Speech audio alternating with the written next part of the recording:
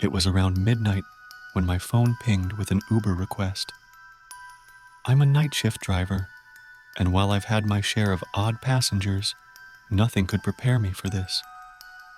I pulled up to the pickup location, an old, creaky house on the outskirts of town.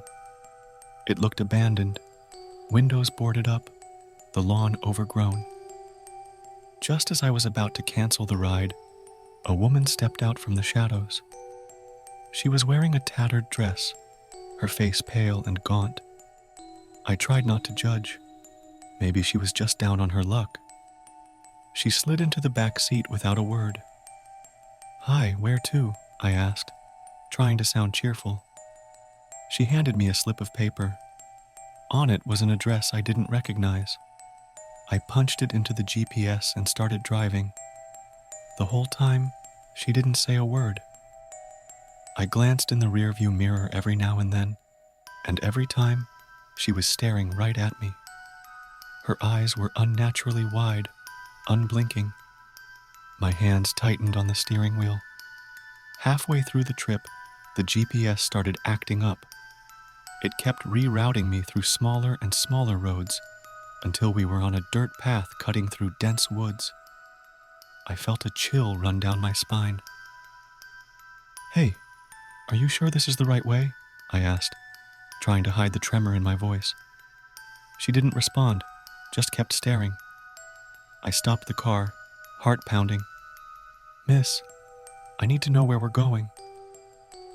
Suddenly, she leaned forward, her breath cold against my neck. "Just keep driving," she whispered. The voice didn't sound right. It was too raspy, too old for her youthful appearance. I started driving again, faster this time, desperate to get out of those woods. The path was getting narrower, the trees closing in. Panic was setting in when finally the GPS announced we had reached the destination. There was nothing but darkness ahead. No house, no lights, just the oppressive silence of the forest. I turned to tell her we were here, but the back seat was empty. My heart stopped. I hadn't heard the door open or close. I got out, shining my phone's flashlight around. There were no footprints, no sign anyone had ever been there. Trembling, I checked the car. It was empty, save for the slip of paper on the back seat. I picked it up, and underneath the address was a note in the same handwriting. "Thank you for the ride. I've been dead for 20 years."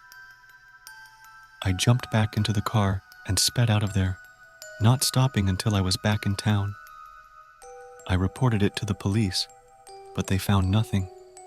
No record of the address, no sign of the woman. To this day, I don't take rides from the outskirts, and I always check my back seat before driving at night. Thanks for watching our video. Have you ever had a really scary experience? We want to hear about it. You can tell us in 2 ways. Option 1 is, write down what happened and email it to us. The email address is in the description below. We're excited to read your story and learn all about what happened. And the second option is, record your story using your phone's recording feature. Make sure the sound is good, with no background noise. We want to make sure everyone can hear your scary story clearly. Pick whichever option works best for you, and let's explore your spooky experiences together. We're looking forward to hearing from you. And if you liked this video, give it a thumbs up and subscribe to our channel.